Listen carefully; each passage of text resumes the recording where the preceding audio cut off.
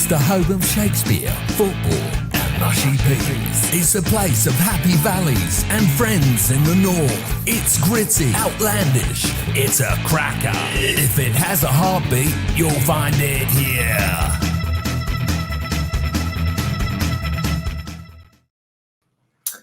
Well, hello.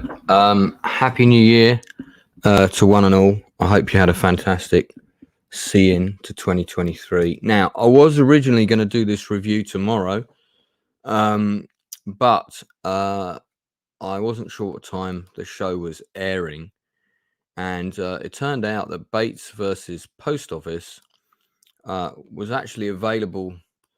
It's all available now to watch on ITVX. This is a story which is close to my heart, which I'll go into in just a second. So I was able to watch it all today, straight through, back to back, no breaks apart from dashing to the loo occasionally. I watched it with fellow member of the Outcast Creative, Alex Tabrizi, who is not someone who is particularly up to speed with the Horizon Post Office scandal as it's come to be known. So it's quite interesting to get his take on it as well, and I'll give you his thoughts also. Thanks very much for dropping into the channel. The Outcast Creative channel primarily focuses on promoting the work of other creatives, reviewing not just British drama content, but certainly with a main focus. And I also do a series of industry interviews as well. I've done 47 of them to date, and there's another 4 coming up this month alone. So I've got a pretty busy January ahead of me already. Anyway, let's get back to the topic at hand. So this is a combined gut reaction and review, as well as best of British drama, because I do think this show comes into that category, and I'll elaborate as to why. Before I go any further, if you are not familiar with the Horizon Post Office scandal, in the year 1999, a new computer system called Horizon, which was designed by an outsourced company, Fujitsu, which is a Japanese tech company, or that has a big base in Brackwell in the UK.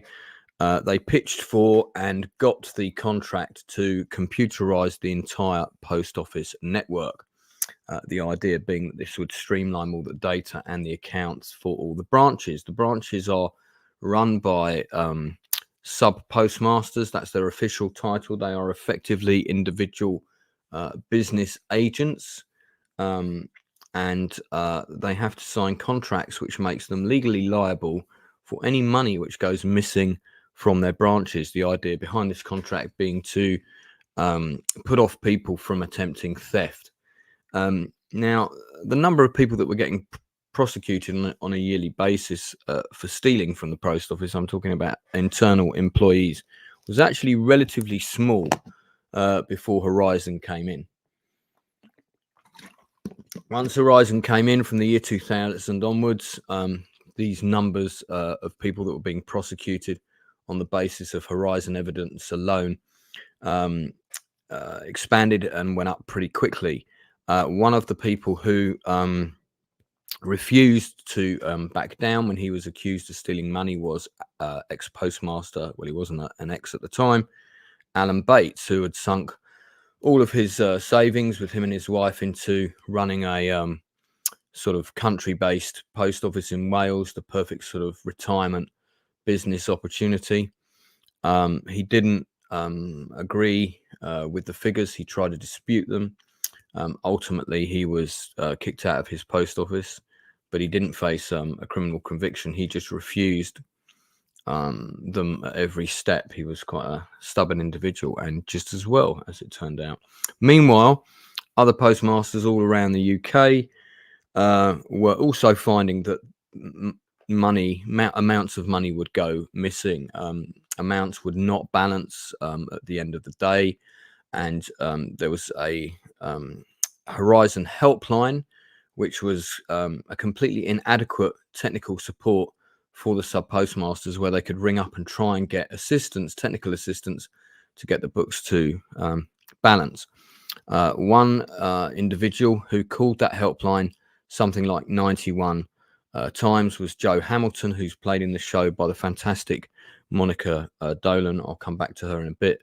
And she was one of the first people to be prosecuted for false accounting in a British court. She had incredible support around her at the time. Very interestingly, the investigating officer who was in charge of her case was portrayed in the drama series by an actor called Alec Nichols. I've directed Alec Nichols 3 times in 3 different stage plays. It was great to see him in this show. I was really pleased to see him in this show doing what he does best, which is acting. And he was fantastic in that character. Now, the character that he's based on actually gave evidence at the public inquiry the week before last. And he was asked on the stand when he left the court case, and Joe Hamilton's supporters and her were all having a photo taken for the local paper and were cheering her on. He was asked if he had said, which he had in front of several witnesses, did you say, don't take a photograph with her, she's a criminal? And of course, in the public inquiry, he denied having saying that. I was surprised that this moment wasn't actually in the drama series, because I felt very strongly that it should be, but perhaps the writers were not, or writer was not aware of that detail of that incident. So to go back to the story at hand, these financial discrepancies caused by bugs in the Horizon computer system continued at a ever-increasing rate all across the country. Various postmasters found them in all kinds of difficulty, some of them down by 30, 40, 50, 60, even hundreds of thousands of pounds in some cases. Several people lost their businesses, their livelihoods, others their health, mental health. At least 4 that we know of committed suicide. I think that number is actually at 6 now. And several people have died before they could see their reputations restored and justice be done. The basis for the drama is really the people who spearheaded what became known as the Justice for Sub Postmasters campaign. This is a campaign that I've followed personally since 2009. The reason I followed it since 2009 was because there was a postmistress called Seema Misra whose photograph was plastered all over the Daily Mail or some newspaper, I forget which. And she was the dead ringer for my old local postmistress. They were not actually the same 2 individuals, but because I thought she was at the time, I decided to follow Seema's story. It wasn't until quite some time later that I realized this wasn't actually my old postmistress, but somebody else. Having seen and followed stories before in the press where you feel certain narratives are being shaped, like in the Victoria Climbié inquiry with social worker Lisa Arthurworry, who was largely scapegoated for that case, you start to see things in the press, and you start to question narratives. And I started thinking, I think there's more to this than meets the eye. I started doing a bit of Googling. I found out about the Justice for Sub Postmasters campaign. And at the time, I had said, I'd just done 2 plays, and I said I wouldn't do another play with no budget. So I kind of stored this as an idea that I might do dramatically at some point, and I would follow the story. That's where my involvement in this story began for me personally.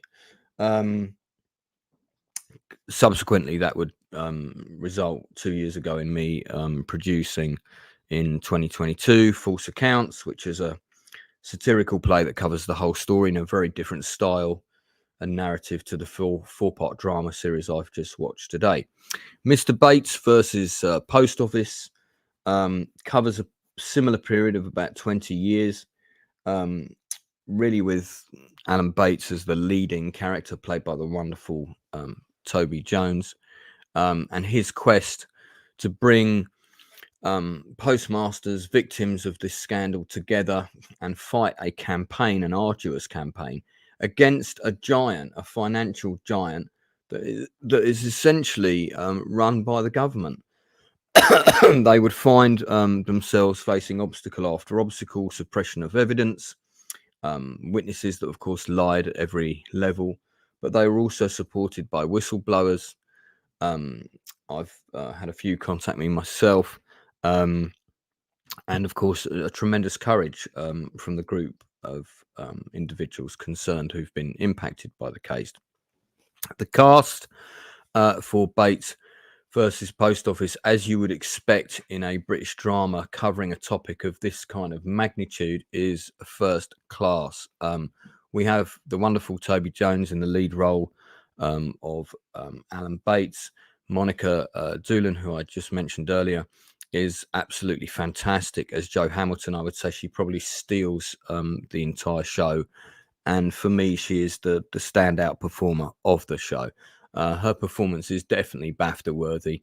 If she doesn't get nominated for one, I'll be very upset. Not that I have any pull in that direction. The rest of the cast is made up of some very well-known faces. I'm going to talk about them individually. So Sean Dooley plays Michael Rifkin in the show, a former sub-postmaster and member of the National Federation of Sub-Postmasters, which was supposed to be the union that looked after them, but was completely useless. This is not a still from him in this particular show. There's not a lot of stills online right now because the show has only dropped today.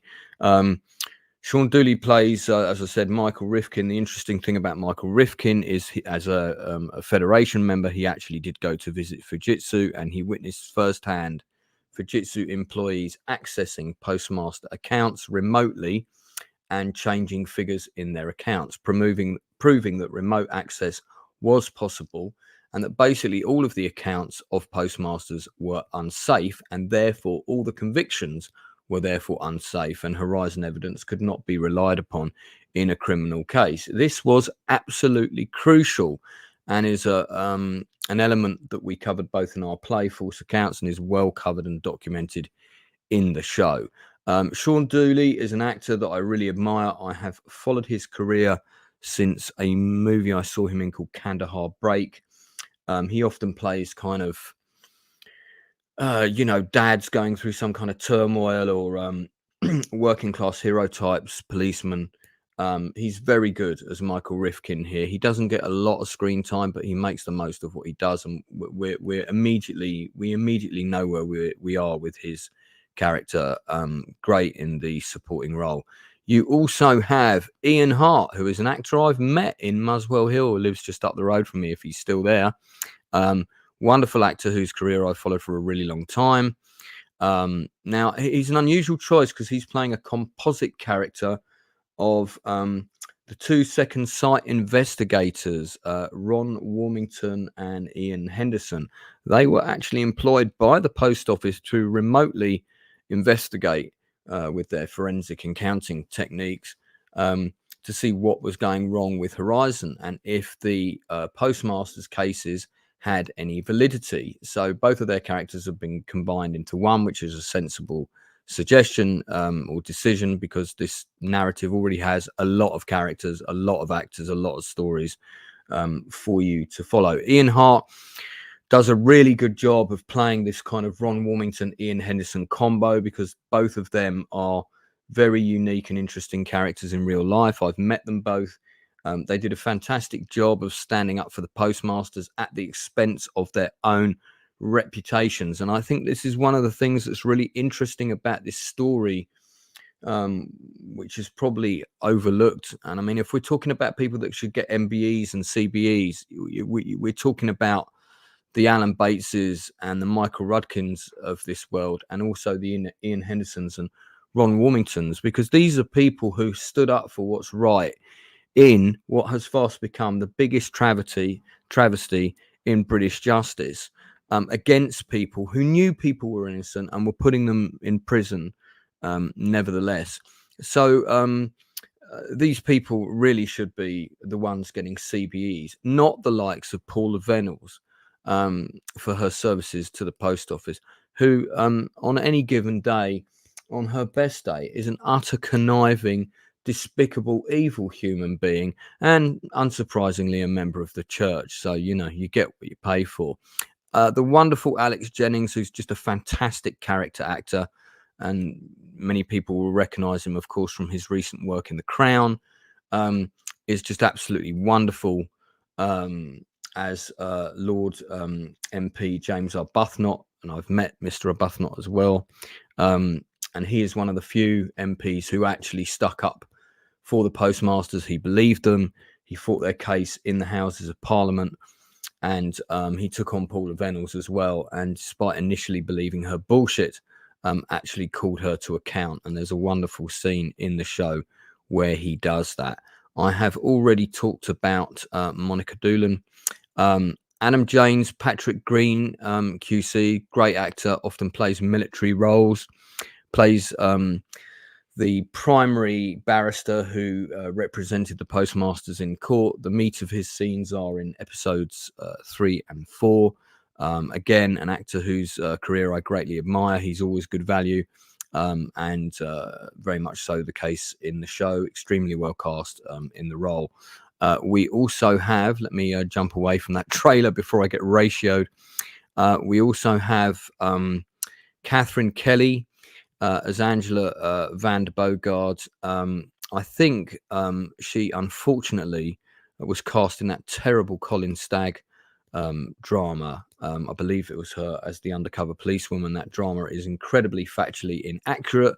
It is entirely biased, and quite frankly is a piece of rubbish. So it's good to see her in a role worthy of her talents, because she is superb as the completely ill-equipped Angela van der Bogaard, who shouldn't have been put in charge of doing a piss up in a brewery, let alone running any kind of department in the post office. Quite a character that you love to hate in the show, and rightly so. And also, in my opinion, is somebody who should be facing prison time, as should Paula Venables. Leslie Nichols is an actress who I wasn't that familiar with. I've seen her in a couple of things, but wasn't massively familiar with her. But I am very familiar with the story of Pam Stubbs, the former postmistress that she portrays, and she does a wonderful job with Pam Stubbs. Look out for her story predominantly in episodes 2, 3, and 4, especially 3 and 4. Leslie Nichols, really enjoyed her performance. Very convincing, very real. And I think I've seen the real Pam Stubbs being interviewed. We also have Claire Calabraith, great actress. Love her in various things I've seen her in. She plays the wife of the late Martin Griffiths. Martin Griffiths tragically committed suicide in real life. In this case, who was a postmaster who was hounded by the post office after a robbery. He already had problems with his Horizon system. She has also played Sheila Coleman in the wonderful drama series Anne. Here she is here. Ironically, I also did a play about Hillsborough, and I have met the real Sheila Coleman. So I can vouch for the fact that Claire did a fantastic job with both the characters she has portrayed in this show. Going back to the rest of the cast, Amit Shaw, who I frequently bump into on the tube, and who lives just up the road from me. Wonderful actor, really lovely guy. Always made time to talk to me when I've bumped him on the tube and asked him what he's up to. He's really good in this. I believe he's a composite character of him and his wife, who are, again, in the same situation as the other postmasters, find themselves in terrible difficulty. And I guess the impact on one's mental health is very much explored through their storyline. He's a wonderful actor, a bit of a chameleon, almost unrecognizable in the role. Leah Williams, perfectly cast as Paula Venables. I was always interested to see who they were going to cast as Paula Venables, and she is absolutely fantastic in this. That's not a still from the post office drama. I've met Leah Williams in real life. Very nice lady. Great as Paula Venables, a BAFTA-worthy performance. Will Mellor is not someone you would expect to see in a drama of this type. He's more known for comedy shows, comedic roles, things of that nature. So when I heard he was playing the role of Lee Castleton, one of the first postmasters to befall this tragedy, I was a bit unsure. I have to say he did an absolutely superb job. Fantastic in the role. Really liked him.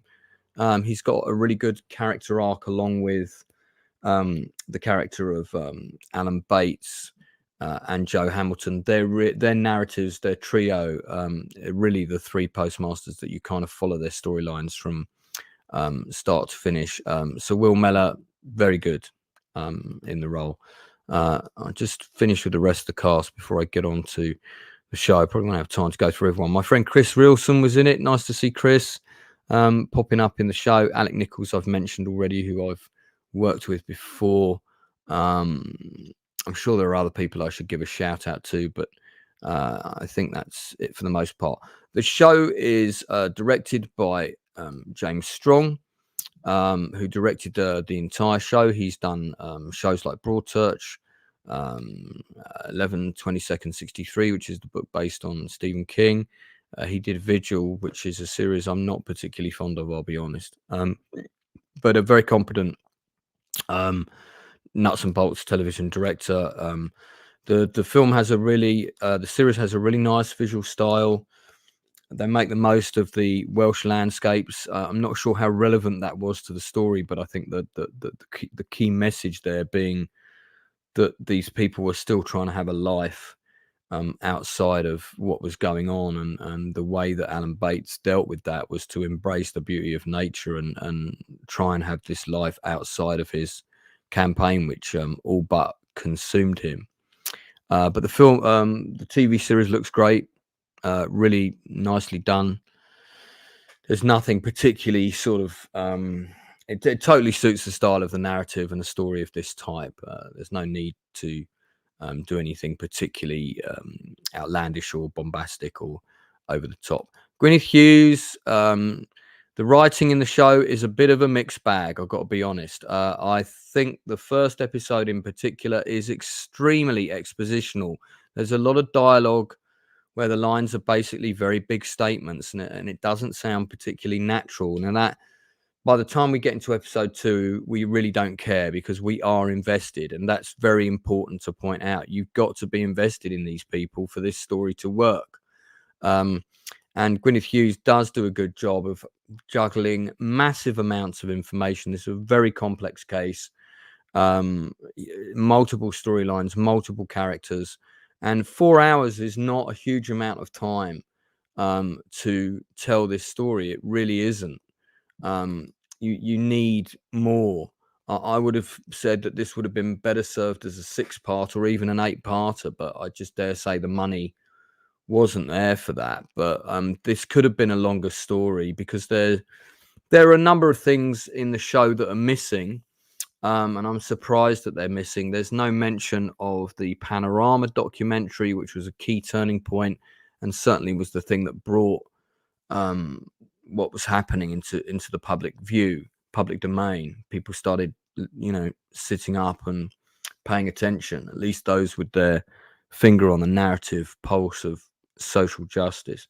Even though Nick Wallace is mentioned in the credits, there's no mention of Nick Wallace and the extraordinary amount of reporting and very committed journalism that he did. Rebecca from Computer Weekly is briefly seen, but Computer Weekly did do a lot more than is suggested in the TV show. Again, I guess the meat of the screen time really needs to go to the postmasters and their narrative. I get that. But I think some of these milestones could have been pointed out in the show. I think that quite easily, quite briefly, we could have seen a bit more detail there. But look, on the whole, what do I think of this show? I think it's really bloody good.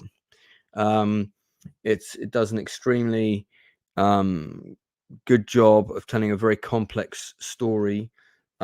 It pulls at the heartstrings at the appropriate moments and in the right places. You feel for these characters, which is extremely important because this will be the first time that a lot of people are actually hearing about this story. This will be the first time that a lot of people in the general public are going to have a fuller picture, not the complete picture, but a fuller picture of what went on and what these people endured and what they went through. And what they went through is completely sold by fantastic performances from a very, very committed cast who clearly were emotionally invested in this project, along with the writer, director, and producers, of course. And they tell it, and they tell it well. And that's very, very important, because at the end of the day, someone needs to go to prison for this. People who worked at Fujitsu, who knew what was going on, people who worked at the post office, who knew what was going on, and they did know what was going on, need to go to prison for this. And the only people who are going to make that happen are the public. And if they demand that these people be held accountable, and you should, because don't forget that one day, in a situation in the future, maybe with a different public entity or a different company of some kind, this kind of thing, trust me, it's going to happen again. And there will be people in a similar situation, and there will be people who could have done the right thing and stopped people from going to prison and didn't. And that's what happened here. People knew these people were innocent, and they let them go to prison and have their lives destroyed anyway. I can't emphasize how important this is, that people know this. This is an organization, a coveted organization with the royal seal, that is part of the British fabric of society. And the people who were running it let these people's lives get destroyed. Now, you, as the members of public, have to decide whether that is acceptable or not. Even though it may not have impacted you personally, you have to decide if that's acceptable. Because when people commit crimes, they're supposed to pay for them. They're supposed to go to court. There's supposed to be a court case. And, you know, if you're found guilty, you pay for your crimes. These people committed horrendous crimes against other members of our society, people who were trying to do a good job for their community. They committed horrendous crimes, destroyed their lives. This is what this show will show you. This is what this show will educate you on this topic. When you finish watching the show, if you feel angry, well, good. You bloody well should be. You should feel very, very angry. You should write to your local MPs.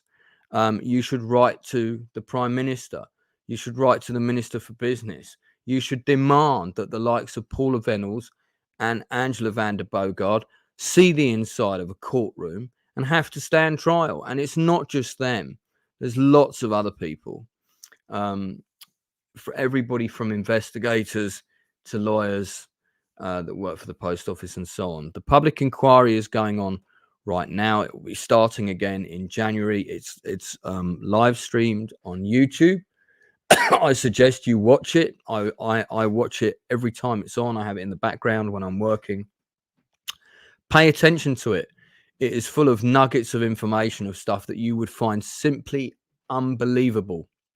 Things that took place that are an absolute and utter disgrace.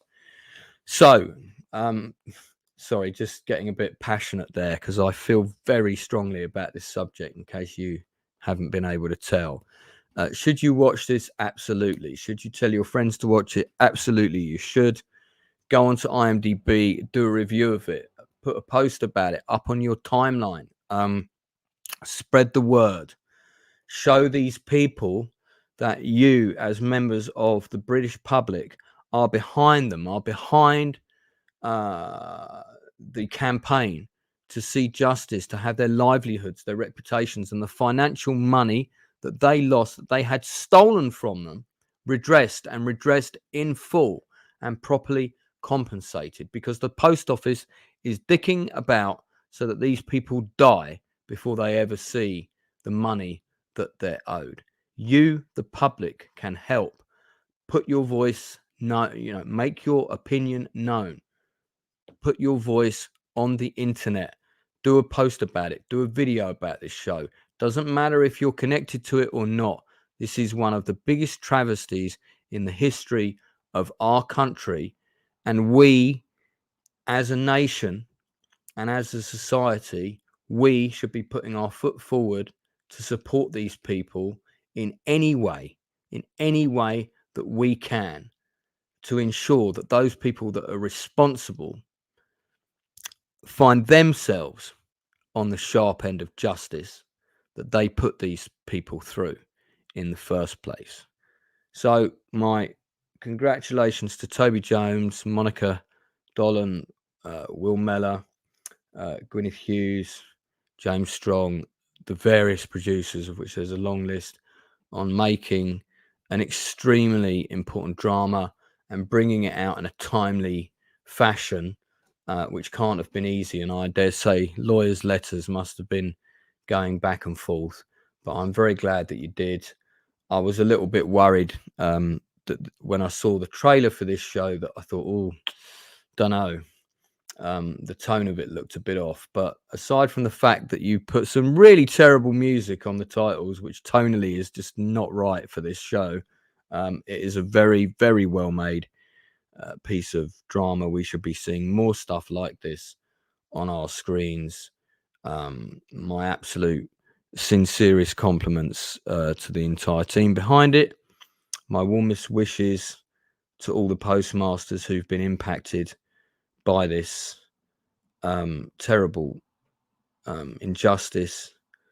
You're always in my thoughts, and it's been an absolute honor for me to have met several of you in person and make my own contribution to this tale, albeit a much smaller one than this drama series. And I doubt that I'll ever do a play that will be as important as that again. If you didn't get a chance to see False Accounts, you can buy the play. It's on Amazon. I only make £1 on every book that's been sold. So it's not a huge money maker for me or anything, and that's not why I did it. But do feel free. A better way to support me is to subscribe to the channel, check out my other content, watch my other videos. I will be talking about Bates versus Post Office again tomorrow night at the later time of 10 p.m, predominantly with my American audience and some guests. And we'll be talking about other stuff as well, but it's a weekly show, happens every week at 10 o'clock. But we will talk about the show in more detail then, and we'll hear what other people think about it. I want to say thanks very much to all the people that subscribed to my channel in 2023. Last I looked, I think I was 4 subscribers away from 3,000. I'm actually just going to quickly check that now while we're on air. But it's certainly very close. It's we're pretty close now. I am currently at 2,998. There you go. Look at that. So if you can subscribe, that'd be great. So Bates versus Post Office, now available to watch in its entirety on ITVX, premiering tonight at 9 p.m. and 9 p.m. over the next 4 days. But hey, you don't need to wait and watch it like that. You can watch it all in one go like I did. Until then, that's it from me. I'll be back at 10 p.m. tomorrow with the Nielsen ratings, and I'll be updating on all the interviews and stuff I've got planned for January. In the meantime, thanks very much for listening to my thoughts on this drama. I give it an 8 out of 10. It's totally worth your time, and yeah, very well made. Until then, don't forget to pick up the phone, especially today on New Year's Day, and call the people that you haven't spoken to for a while that you care about, and tell them that you love them. And I will speak to you again real soon.